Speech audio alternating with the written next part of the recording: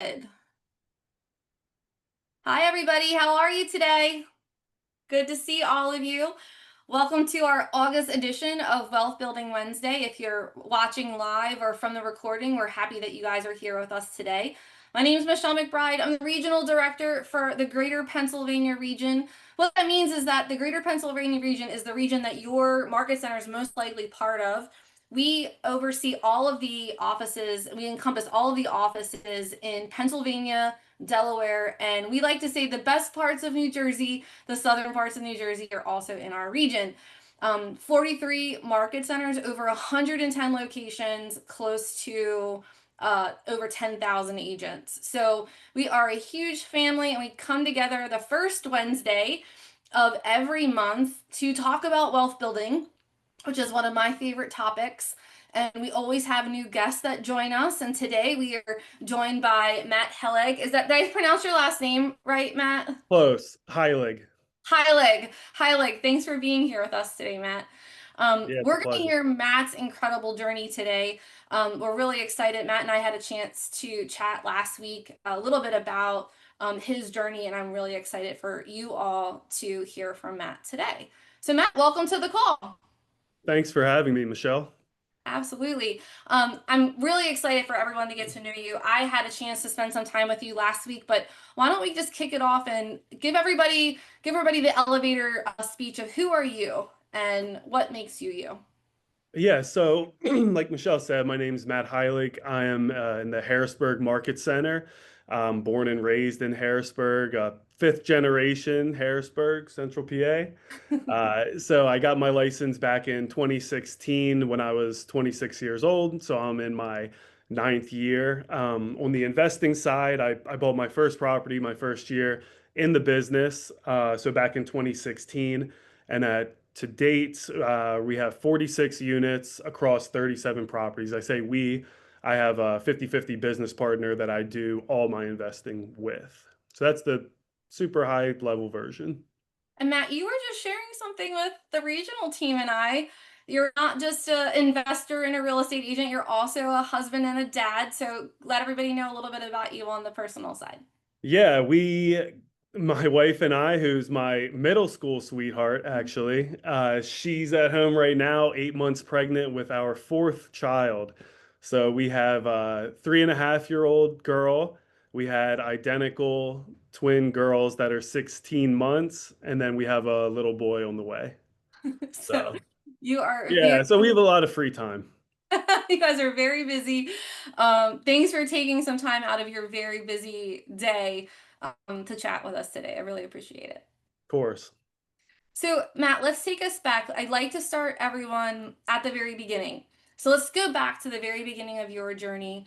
How did you get started in real estate investing? What was maybe going on in your life at that point when you were like, you know what, I think real estate investing is an avenue that I explore. Yeah, so for me, I was always really interested in real estate investing even before, I thought about being an agent. So, backstory, my mom is actually still an agent. She got her license in 2002. So I was 11, so I really grew up around it, but she just did the agent. That's what she wanted to do. That was her focus, and she's been a very successful solo agent. But one of my best friends growing up, his dad did real estate investing full time. So I had the exposure to that very early. I kind of saw, his lifestyle and just the things he had going on. And I was like, hey, I don't know much about that as a kid, but I'm like, I want to do that. So fast forward to going to college, I went to Bloomsburg University for business management. My goal was to be a real estate investor. So I had, high hopes. I'm going to do all this stuff. I graduate college and I'm like, okay, I want to do this. I don't know anything and I'm broke. So basically I, worked at my brother as a restaurant. I worked there for like a year, was just kind of saving money, trying to get things figured out. Thought I had an idea of what I wanted to do, but what really wasn't sure of the path. So anyway, my mom was like, "Hey, why don't you get your real estate license, learn some more about the business, and I think that'll help you, achieve being a real estate investor." So from there, I got my license, and I actually was very fortunate that I got connected with my now business partner, who he was a past client of my mom's and he was looking to get into investing. He was kind of at the same point I was, a couple years older though, more financially stable. We didn't know at the time, but a really good, yin to my yang. So that's that's how it got started. Yeah. Yeah. So you were sharing with me your mom helped this person, helped your real estate investor partner buy a house, and Yeah. there was something about his personality that your mom was like, if you partner with him, like, Yeah, yeah, so I'm very much the blind, I don't want to say blind, but very optimistic, very like everything's going to work out. This is great. She knows that. She's my mom. And she's like, you don't know anything, blah, blah, blah. So anyway, I got connected. We sat down with this guy who talked the same way I talked, but like I said, was a little bit older. He was a CPA by trade. He was a controller at a growing company in the area. And so she said, hey, if you partner with him, we'll front you the half of what you need to get started. yeah, So that was huge for me. So, fast forward just 2 short months later, my first ever deal, right? I'm only, I don't know, 5 months into having my license in general. I'm still fumbling around with setting up showings, etc. And I go look at a house that's in a area that I was familiar with.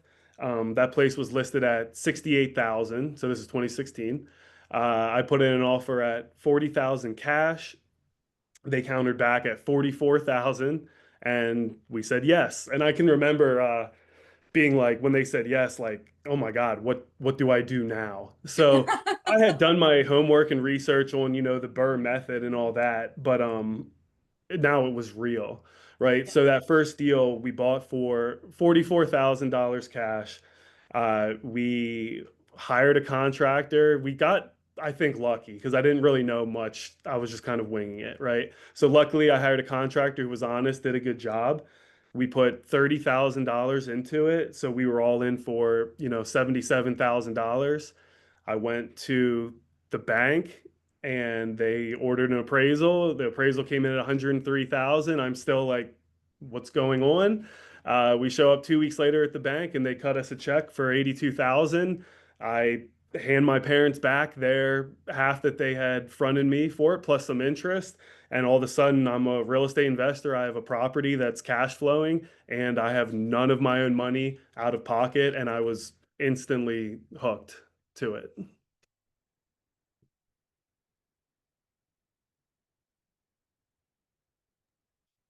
think Michelle froze. Oh no. She's stunned by the story. Oh, I you're think I'm back. I think I'm back. My internet just froze. It was your story was so compelling. My Zoom didn't even know what to do about Exactly. it. I'm sure my face looked amazing. So okay, so you're in the deal. You don't have any of your own money. You've paid your parents back. So you're sitting after your first deal. Like now, are you hooked at this point? Like, are you like what's Instantly. going on in your head at this point? I can remember like that will forever be my favorite deal because I remember leaving the bank just like the biggest smile on my face ever. I couldn't wait to go to my parents' house, pay them back with interest. And I think more than even that, just be like, wow, this actually worked. And like I did what I said I was going to do. Yeah. So to kind of rewind back from that, I've been super fortunate with, mentors in my life. And, I a big reader, always reading, finance books in college and all that. But I got, again, really just lucky and fortunate that one of my best friends was a real estate investor. And when I got out of college and wanted to get into it, I'll say fortunate. He had it's a motorcycle accident, but it wasn't serious. He was parked and his like knee gave out when he stopped. He's perfectly fine. But this is someone who was in the thick of his career, hyper busy, would give me the time of day, but doesn't have the time of day. So that happened to him. He was on bed rest for like 6 weeks. I went to his house every day. I was like, I will. And David Becker's one, as he knows, I will shamelessly bug someone who is farther ahead than me for advice, right? And I went to his house and he just completely, I said, what do I have to do to get to where you're at? And he laid out what is we know as the Burr method. He didn't call it that. He's from like the 80s.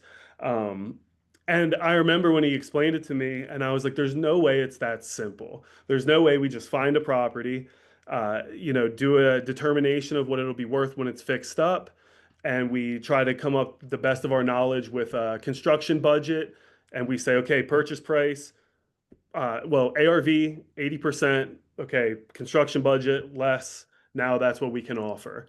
And he's Yep. like, that's it. You do it, you execute it, and you get a relationship going with the bank. They will give you the cash out refi, even though you're young, you know. He's like, they will do it. You will find a bank, even if one doesn't do it. And that's what, really built that resilience. And having someone that has done it tell you and say, hey, a bank might say no, the next bank might say no, someone will do that.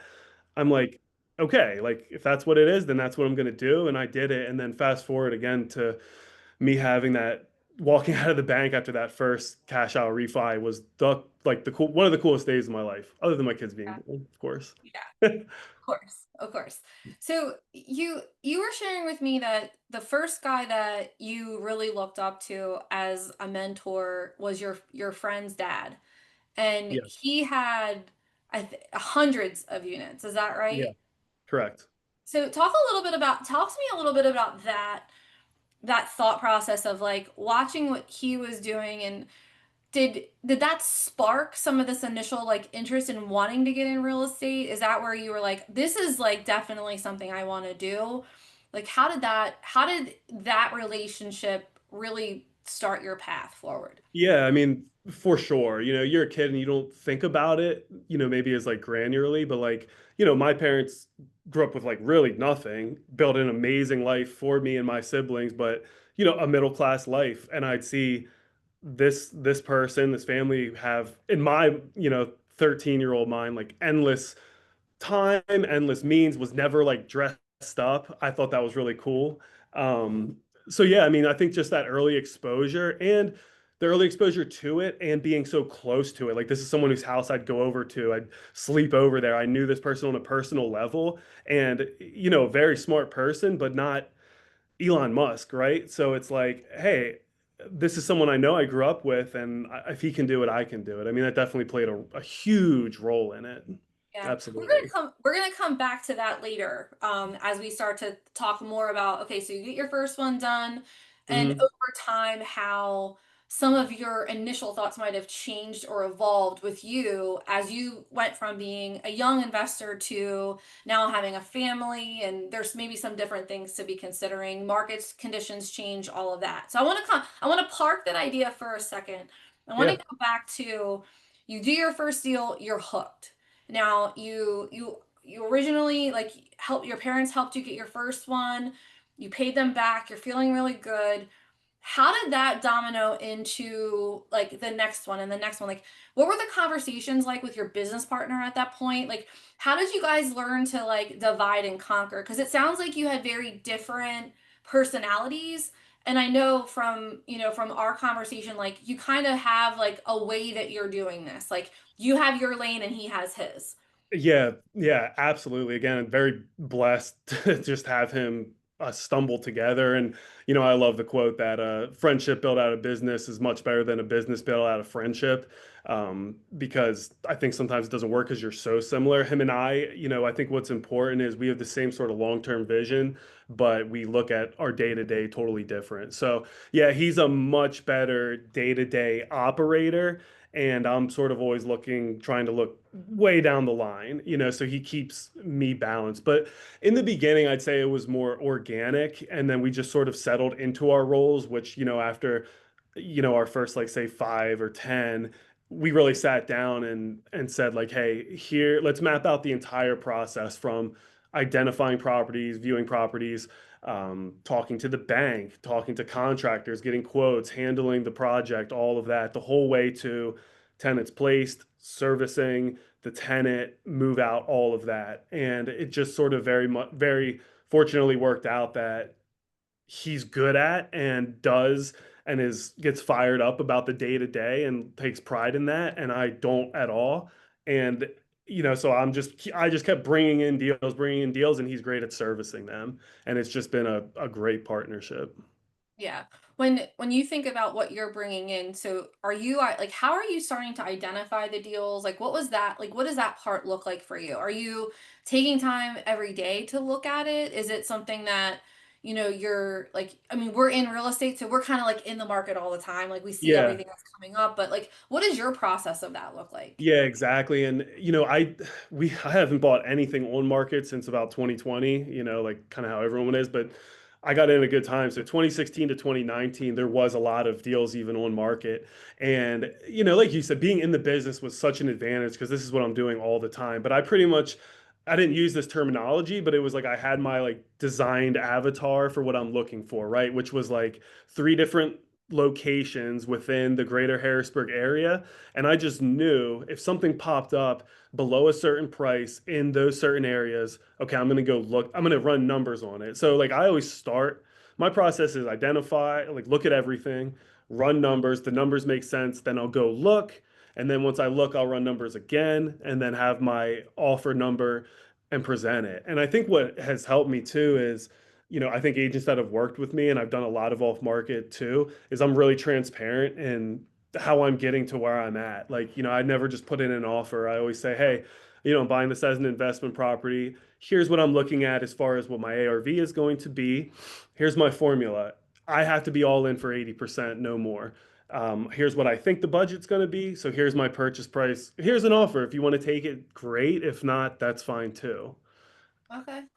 So you said that like since 2020 you haven't bought one on market. So how are you finding these off-market deals? Yeah. So, just sort of happening to some degree. I also bought a decent amount from, this guy who was my mentor. And that's another thing. Like, I forget, I don't know where I read, but like, you go to these people that are super busy and et cetera. And it's not like, hey, what can you give me? It's like, how can I help you? And I'd go to him because I try to talk to him like still every quarter, just, pick his brain. And basically, he was like, I can't believe these prices. And I think I'm going to start getting out. I don't want to pay the taxes though, et cetera. So that's when I started like creating a lot of seller financing deals with this person. So I was like, hey, these make sense for me in the long run. I can give you the price you want, but I need you to hold like a majority of the paper to make this make sense. And it's a win for him from a tax standpoint too. So Okay. just really getting out there and just talking to as many people as possible. I mean, I always have made it a point to let people know, whether they're agents or just other people, like, hey, I'm an investor too. I try to be that one-stop shop. Like I can provide property management for you. I can advise you as an agent on investment properties because I do it. If you have something you need to sell and you're just looking for, again, like it hasn't been as much lately, but pre-2020, hey, you just want a way out, you don't want to go to the market and see what'll happen. Here's what I can do for you. Cool. Awesome. So it sounds like a lot of it's like networking, relationships that you have already have and are established, and Hmm. maybe just word of mouth because you've made yourself known that you're in this, you're in this field, this is what you do. So people kind of know that you're doing these things. So it's Yeah, easy and to I pick up the phone and and I call. get a lot of calls, and even still, and a lot of them don't work out because I just tell them, hey, this is my not like what I try not to do is, and maybe this is wrong, is go in crazy low and see what happens. Like I tell people, here's my formula, here's what I can give you, and I think it's helped me build rapport with a lot of these sources. A lot of these off markets have come from like the same couple of sources because I think they feel that they can trust me that I'm going to give them a good price and I'm going to close and I'm going to do what I say. Yeah.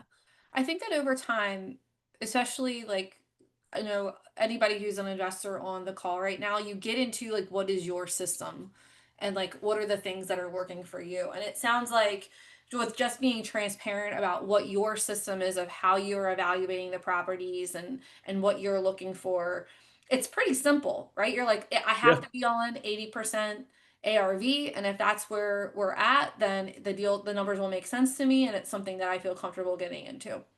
yeah, yeah, You ever and deviate from that? that's what I was just going to say next. Yeah. So well, I was extremely disciplined for like the first 2 years and then started doing well in my agent business and with this and started using my own money. and I got sloppy with running numbers and not running numbers as far as like I think I was honest, but I would be more like, okay, I'll leave, 5 or 8, 10% in, and so what? It's my own money. It doesn't matter. And we had a really tough time for like 2 years. We were doing that, and it got tight. And so that's something I don't ever do again. So to that point, I think it is important to know like, hey, this is my formula and I'm going to stick with it. I just started going like, bananas with it and just like I will buy anything. And I just kept buying and buying. And yeah, that would be my advice back to myself. Like, hey, take it slow, but that was Right. before kids and less overhead and, you know, Right. So so when we were chatting, you said that over time, like you went from being okay with being maybe a little over leveraged to now you're not in that situation. So how has that changed for you over yeah, I time? think I think it's a mental thing more than, anything. And I think maybe a red flag or something to me was when I talk to some of my mentors or even people that are just getting started coming to me and they'd say, well, like, what's your end goal? How many units are you trying to get? And I didn't have an answer. It was just more, right? Which is, it's not a strategy. It's not even a bad strategy. It's no strategy. So I know, Michelle, we were talking and, so I pulled up like my 2024 numbers and like our gross rent was 633,000 and our net operating income was 167,000. So that's a 26%, which is good, I think. Yeah. But our 2024 mortgage interest was $193,000. And it's like looking at that, it's so eye-opening because it is like, what are you trying to achieve here, right? Like what number is enough? How many headaches is your capacity? And it's like, okay, if we just hit pause on being so leveraged and just started paying this down, even if we didn't grow at all, even forget rent appreciation. We're adding 193,000 straight to the bottom line. I mean, our margin would be at like 58%. It's, Yeah. yeah. So just to put this in perspective so everybody knows, like how many properties are you up to today, Matt? Just So so it's, yeah, so it's 46 units across 37 properties. And I was up to like 54 and we sold some recently. Okay. So 46 units, and in 46 units, you were paying close to 200,000 in mortgage Yeah. interest alone. So that doesn't Hmm. include your taxes, that doesn't include everything, all your carrying costs, repair costs, all of that. So Yeah. looking at that, when you think about, the situation that you're in today, has your strategy changed? Have you evolved with what you're thinking about? Are you still hungry to buy a lot, or is some of the strategy, let's pay down some of the notes that we have, and Yeah, increase our and I know you balance? and I, Michelle, talked about this too. Like getting started in such an extremely low interest rate environment, I didn't have that like frame of reference to even think of like, well, there's different environments, right? Because we're doing a lot of refis, a lot of our 5-year locks are expiring, the cash flow is getting even tighter. So when, I think it's an ever changing thing. When rates are low, I think it makes sense to leverage. When rates are up or climbing. It's just something to pay attention to because it's like, where is the money best allocated?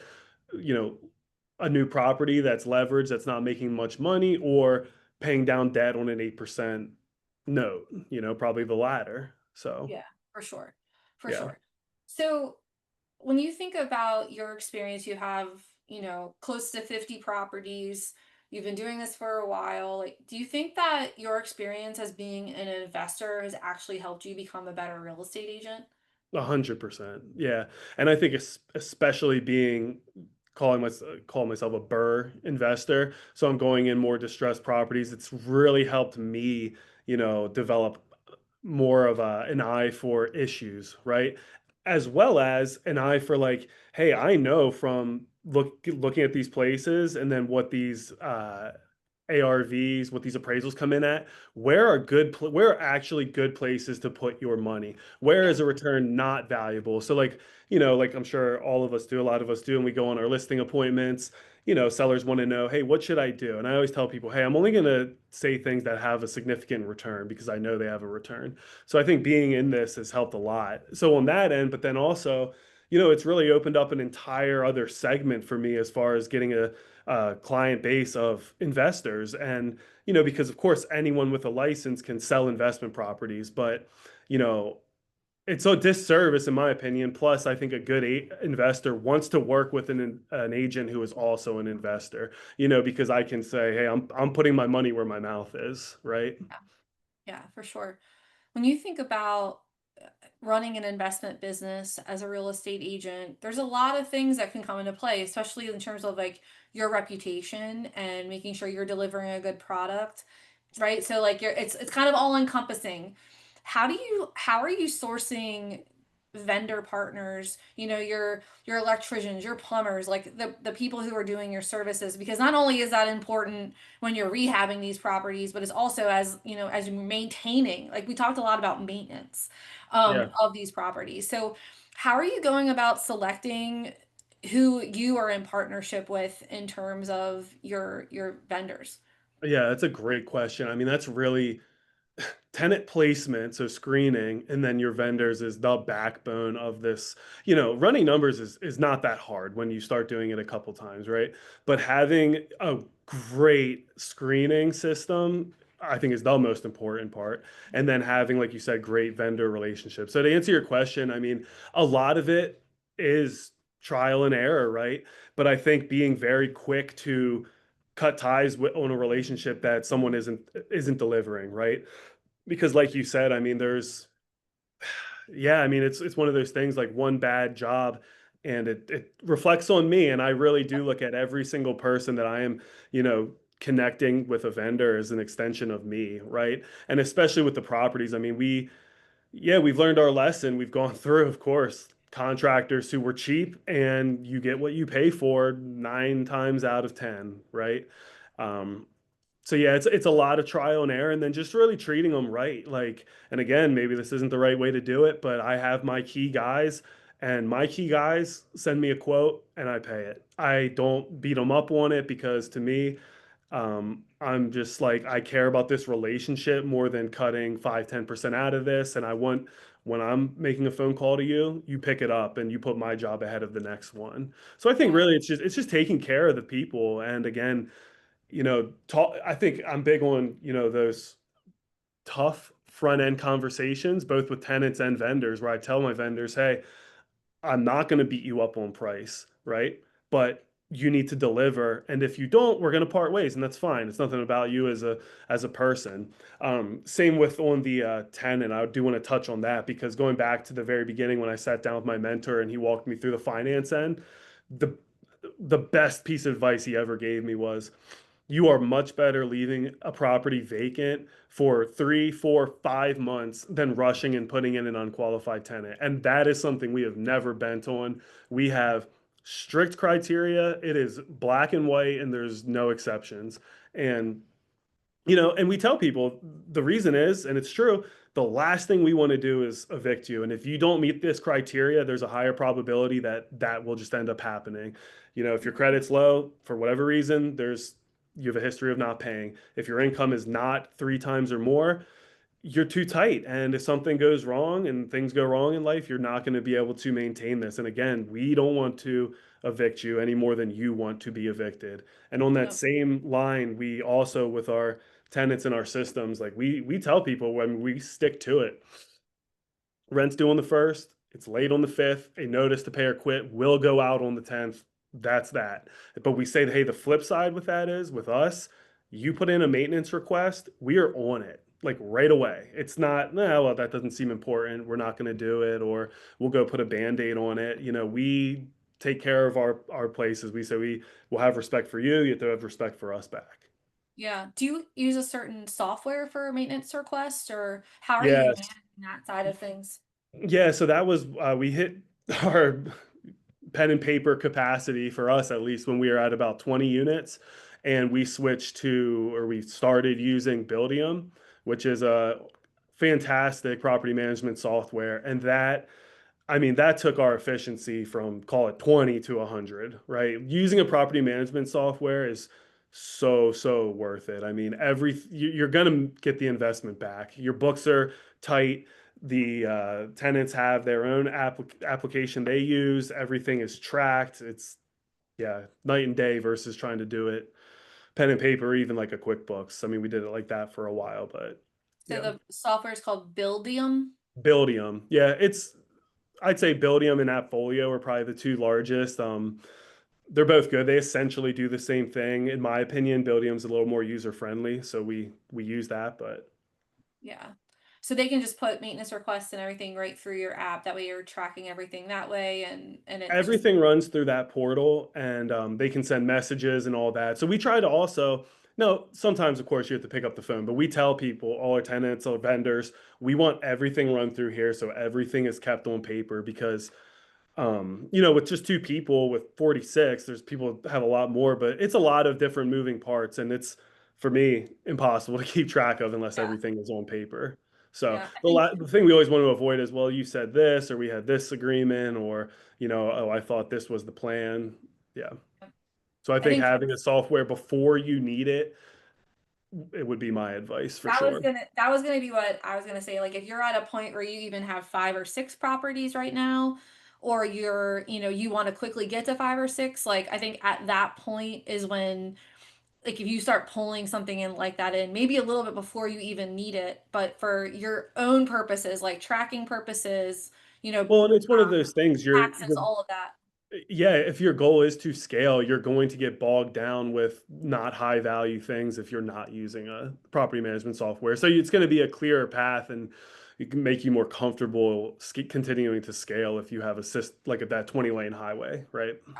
Matt, how are you handling things like insurance? Because right now, I mean, a lot of the news headlines are, insurance prices are like they're jumping and they're going up. And like, what is that side of your business look like? Do you have an insurance partner that's constantly looking for the best prices for you? Do you have a company that you like to stick with?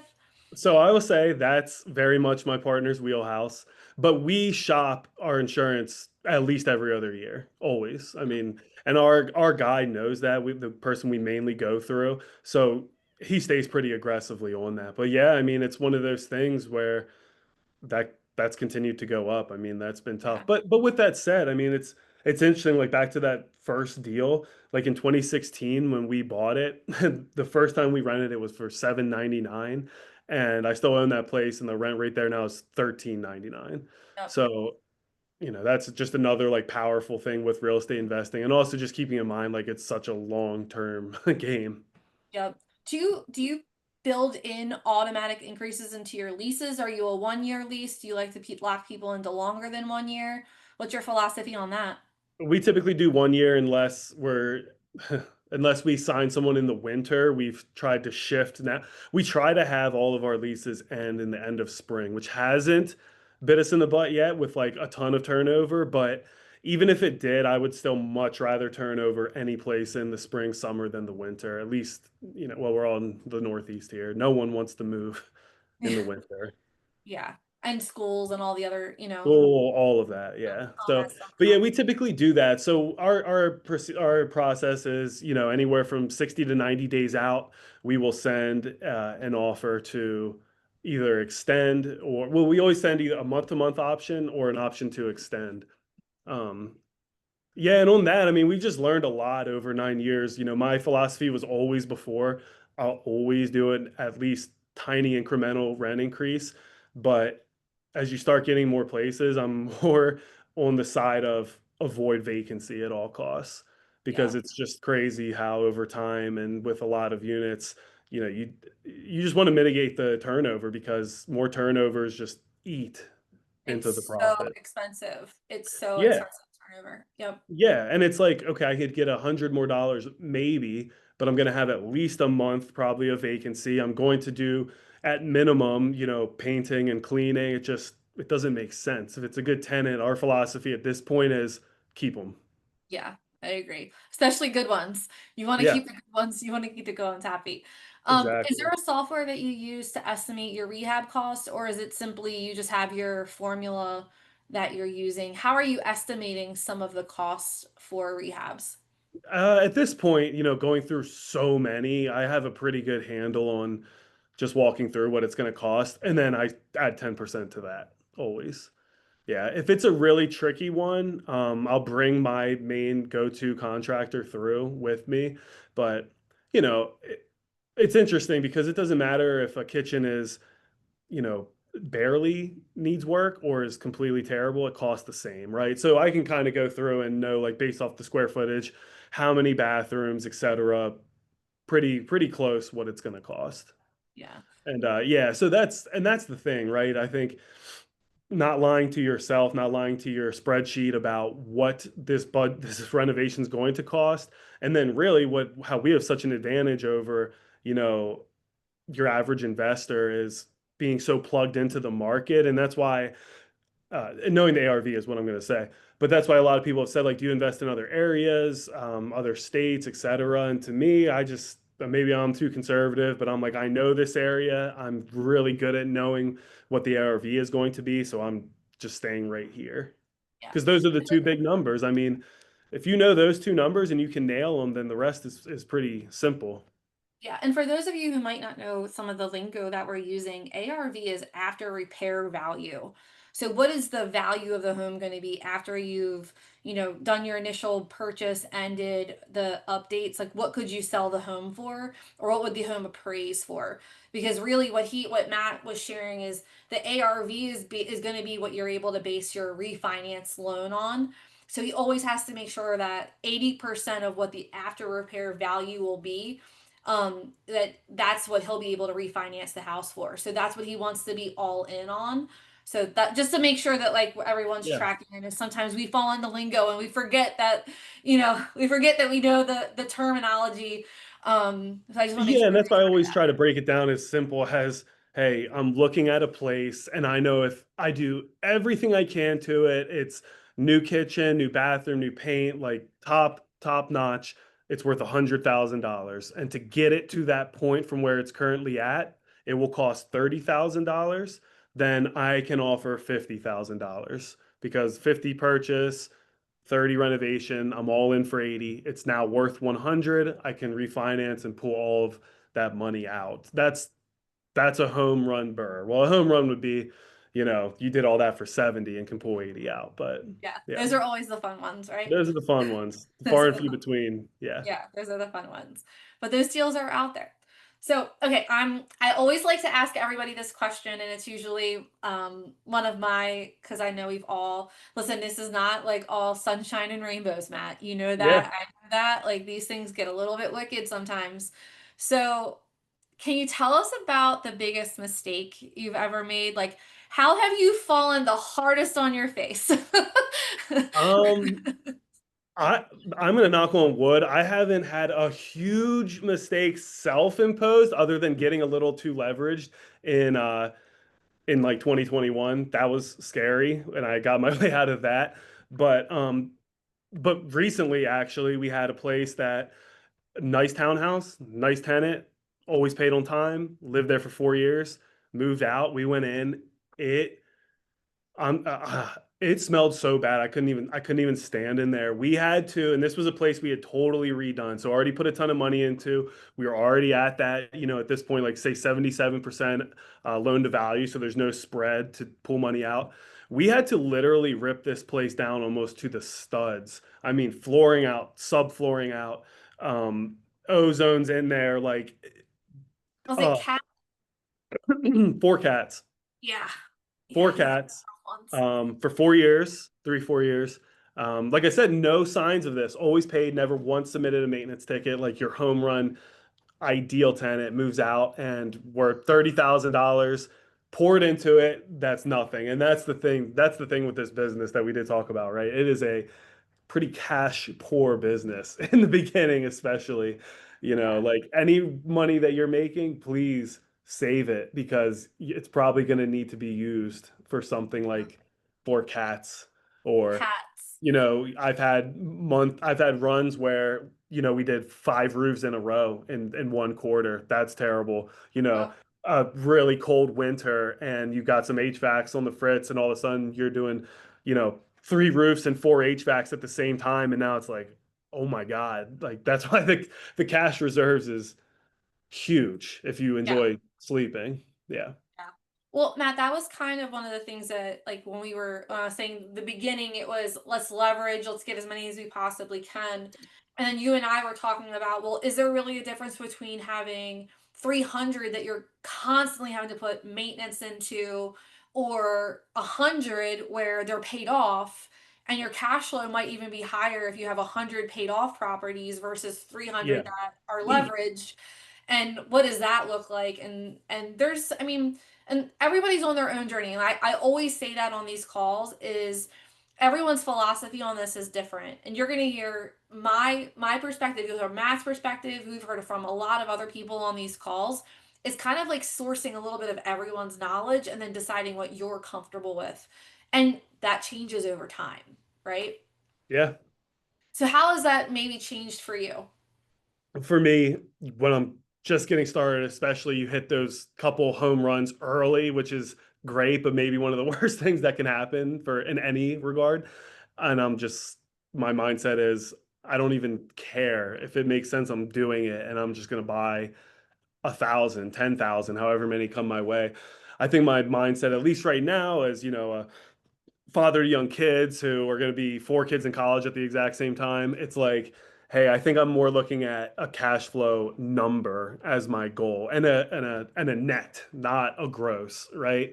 Not Right. a number of units so I can say I have X amount of units or I have X amount of property value. It's like, hey, at the end of the day, really, what can I bring? How can I bring him the most money with the least amount of headaches? Which is kind of the exact opposite of what my mindset and philosophy was earlier. Earlier, I was like, I don't care how many headaches, but life happens and you start having kids and other responsibilities, and you know, so I think having that goal for me, shifting towards net income versus a gross, has been it makes you feel better too. It's like it seems a little more attainable, right? Yeah, for sure. I have a philosophy. I've shared this statement on this call before. It's that my husband and I have never used any of the income that we've made from our investment properties for anything else other than real estate investing. And for me, real estate investing sometimes means improving the properties that you already own, right? Because Hmm. it's a continuous improvement of those properties. I've been in a situation, Matt. I've also had to do floor roofs in 1 year. Yeah, it's not fun. Expensive, right? Yeah, Expensive, right? And yeah, tenant turnover and cats. I've lived the cat world, like not a good situation. Thank God my husband has to deal with the cat smell. yeah. And Jen I think loves it's just cats too, by the way. it's She's not such a here. cash intensive business, and that's why I've completely shifted to every project is outside money, and that carrying cost needs to be worked into the formula, and it has to make sense with that, Yep. right? And that was a big shift that mentally was great for me. And everyone's in different situations. If you have a ton of extra cash, then yeah, utilize it instead of taking out a 11% hard money loan. But I think if you can make a deal work with that, then there's value in that. I mean, I work with this pretty much the same hard money lender, and he's given me deals, and he's easy to work. He's easy to work with me because I've worked with him for so many years. He doesn't even really look at the deal at this point. I just say, hey, I need X amount of money. Here's the property address, and he gives it to me. And then I've had a lot of business connections, whether as an agent or off market properties through this individual. So I think there is value in just expanding your network. And Yeah. again, if you can borrow money at that high percent and it still makes sense, that's great. Like, hey, he's making money. I don't have the stress of it being my own money tied up in it. To me, it's a win-win. Yeah, for sure. How do you feel your wealth building journey has helped maybe inspire or retain agents on your real estate team? So, this is it sounds like from this conversation that we've had, you're just giving us so much rich information, and I don't feel like you're holding anything back. I can imagine that you're like that in your team world as well. Yeah. How do you think that's helped you over the years? Hope I don't know. Hopefully, it's just I've given the impression to people that I am an open book, and if I can do it, you can do it. And hey, let's talk real estate. I mean, maybe not the best answer, but that's just how I am. I love talking about it. I love talking to people that have done it in this strategy. Some people have totally different strategy. Like you said, like pick pieces of that. Like, well, why do you do it that way? And then I've tried to just, relay that to other either younger agents or older agents that want to get into investing. And because I think breaking it down and like not gatekeeping is like huge. Because like the reality is it's not it's simple to understand, it's hard to execute. And that's what I try to tell people. Like, hey, this is what it is, and it is that simple, but no, it's going to be hard for you to make it work, but it is this simple, Yep. right? So then yeah, just be transparent, let people know, hey, here's an opportunity. One thing that I'm proud of is I've helped a lot of um so I'm 33. I've had a lot of young clients and I've helped a lot of them get into like the multi units and do the, 3.5% down before it was just the FHA live in. And, we're 6 years past that. And like a lot of those people are so appreciative that I, opened that door for them. And I just love that. And I'm like, hey, there's so much opportunity. And a couple of those people actually were people who bought a house for the first time in their family. Like their parents always rented. They had that mentality or just like, well, real estate invest. Like I was, again, very fortunate to have someone super close to me do it. So it never seemed like something not attainable.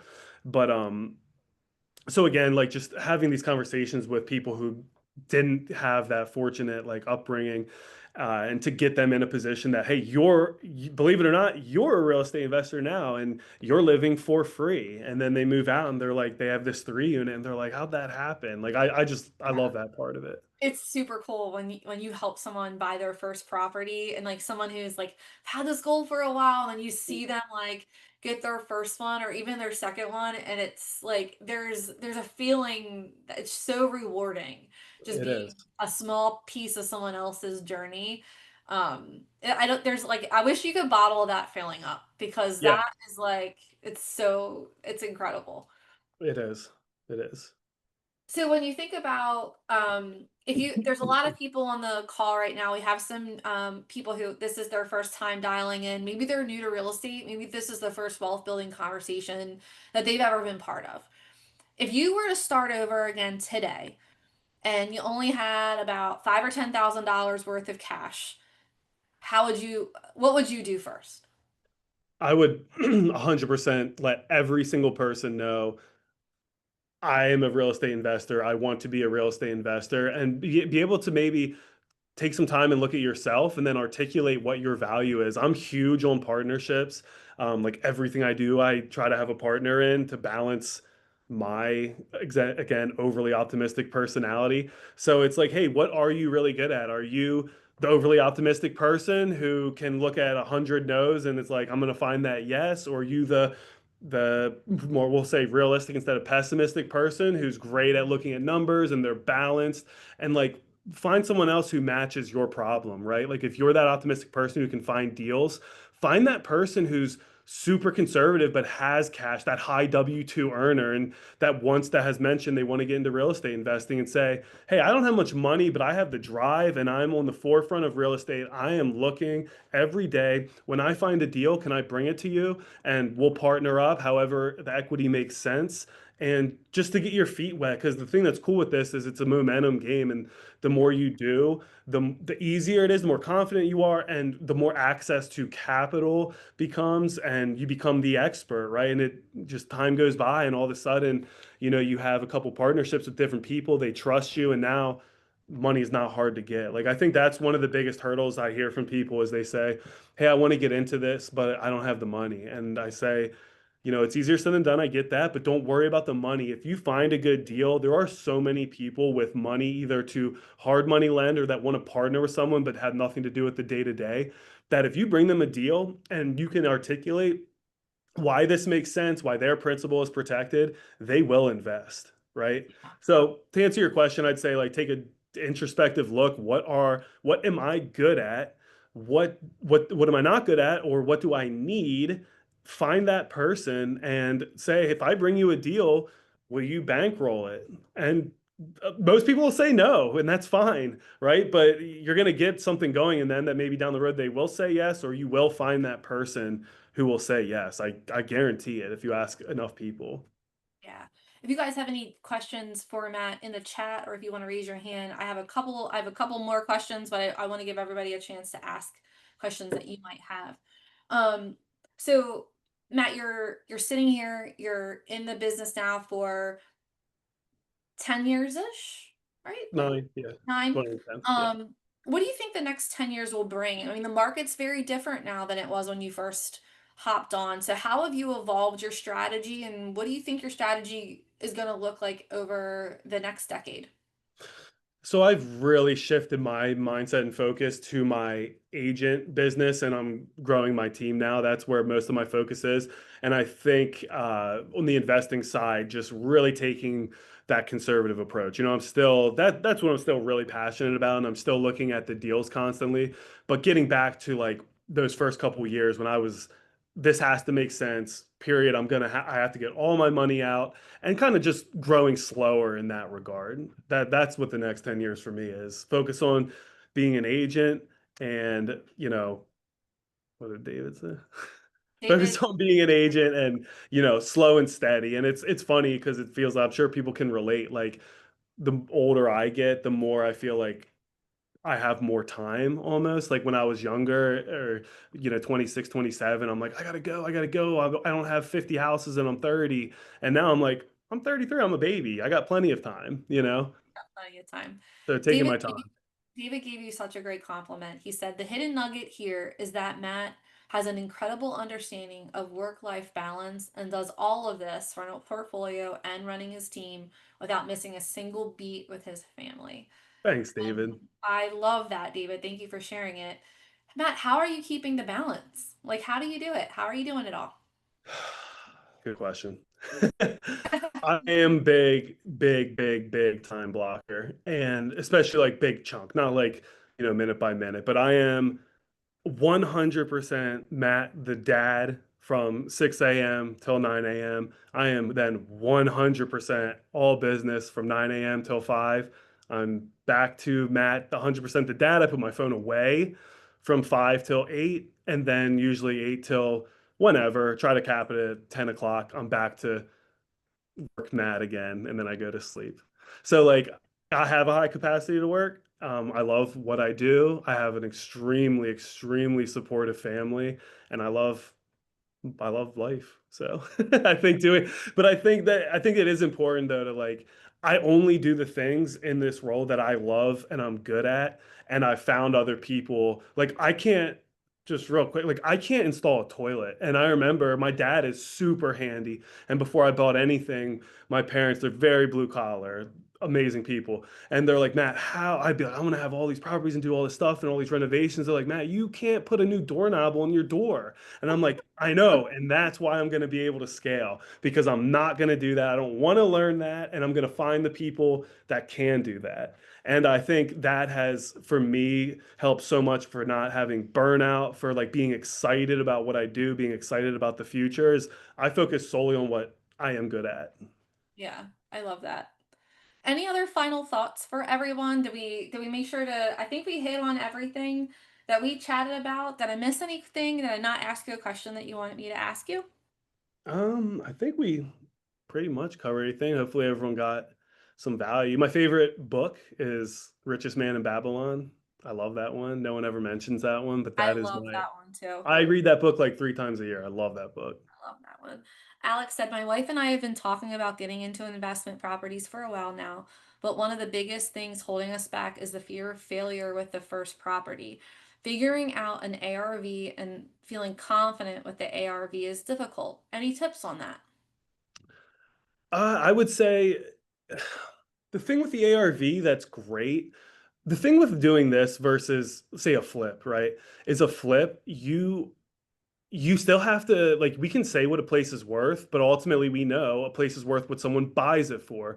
What's great with doing the Burr method and doing a refinance is it's black and white. If there are comps and you run great comps and they say this price, then you have the data, right? So you just want to nail those fresh comps. And that's why like I said earlier the word avatar, which I got from Jason Abrams.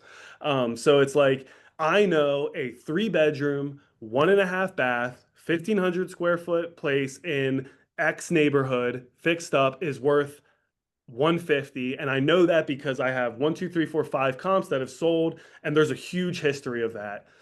I get the fear, but it's math, it's black and white. Those are the comps, right?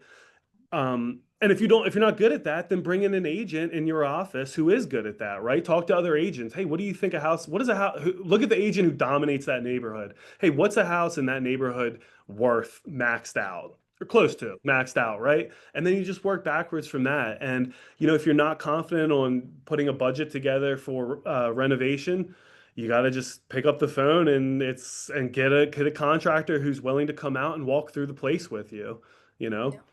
You So also said you said something earlier. You're like, I look at three neighborhoods.